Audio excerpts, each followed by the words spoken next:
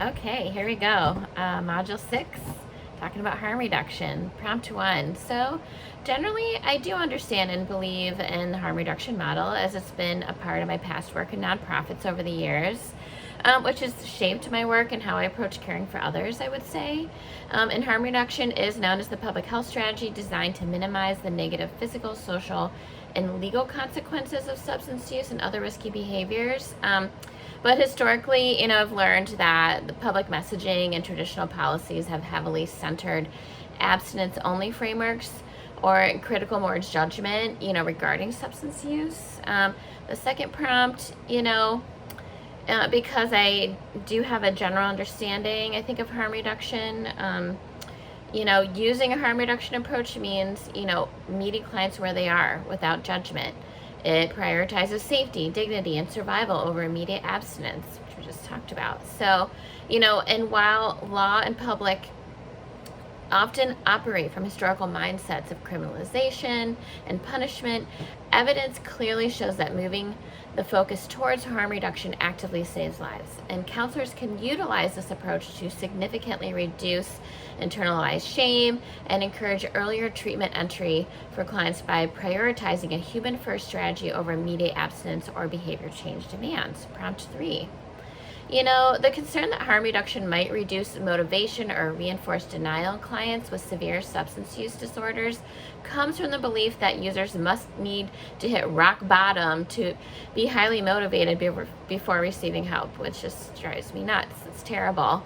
The argument that safety-focused strategies might reduce motivation or reinforce denial reflects more traditional clinical fears of accidentally enabling a client's underlying pattern. So, it is important here to recognize addiction as chronic illness, similar to diabetes or asthma, meaning treatment must be addressed adequately and consistently rather than waiting for a specific level of motivation or worst case scenario to arise with clients. We still need to meet clients and support them where they are. So prompt 4, the risk that a failed harm reduction strategy might limit openness to future abstinence-based recovery is understood within the context of high relapse rates associated with addiction, as discussed in the reading. But we know that no single treatment plan works for everyone, and entering treatment multiple times is often what it takes for real holistic recovery for said clients. Prompt 5, in severe cases, harm reduction must be understood as a fundamental commitment to client survival and hope that prioritizes reducing worst case scenario outcomes such as overdose and severe trauma, because clients need to be alive to have the opportunity for future change. And so that must be our priority in care.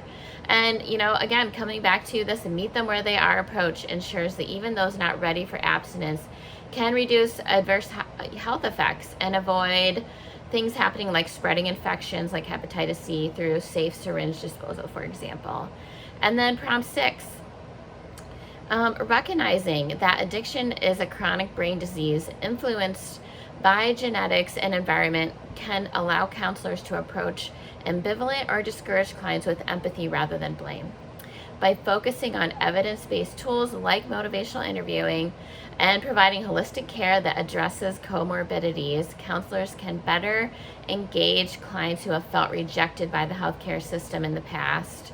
And this knowledge gives counselors multiple responsive options instead of forcing a rigid approach like abstinence only.